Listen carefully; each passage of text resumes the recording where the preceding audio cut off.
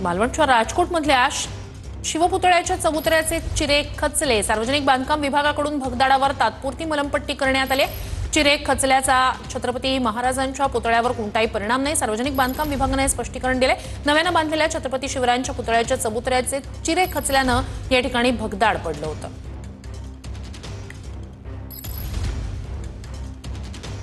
छत्रपती शिवाजी महाराजांचा पुतळा आहे आणि या ठिकाणी जर बघितलं तर काही जमिनीचा भाग होता तो काल खचलेला होता।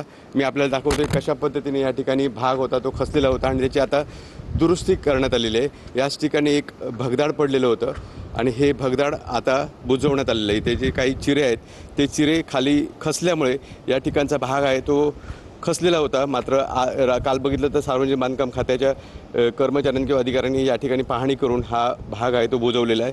या ठिकाणी जर बघितलं तर काही ठिकाणी हा पुतळ्याचा जो चौतर आहे तिथे काही ठिकाणी अशा पद्धतीची गॅपसुद्धा निर्माण झालेली आहेत। अधिकाऱ्यांच्या मते ही जी गॅप आहे दुरुस्त करण्यात येणार आहे। जर बघितलं तर एकूणच या ठिकाणी हा काल कशा पद्धतीने या ठिकाणी भाग खचलेला होता तो आपण पाहताय आणि या ठिकाणी आज या भागाची दुरुस्ती करण्यात आलेली आहे।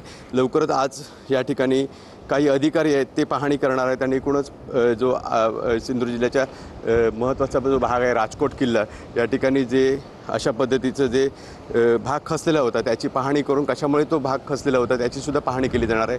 आज या ठिकाणी अधिकारी आल्यानंतर सकाळी 10 वाजता या ठिकाणी काही अधिकारी दाखल होणार आहेत आणि या ठिकाणी या जी गॅप आहे ती सुद्धा दुरुस्त करण्याचे कशा पद्धतीने प्रयत्न केले जाणार आहेत त्याची सुद्धा पाहणी केली जाणार। मात्र काल जी या ठिकाणी जे भाग जमिनीचा खचलेला होता तो आज दुरुस्त करण्यात आलेला आहे।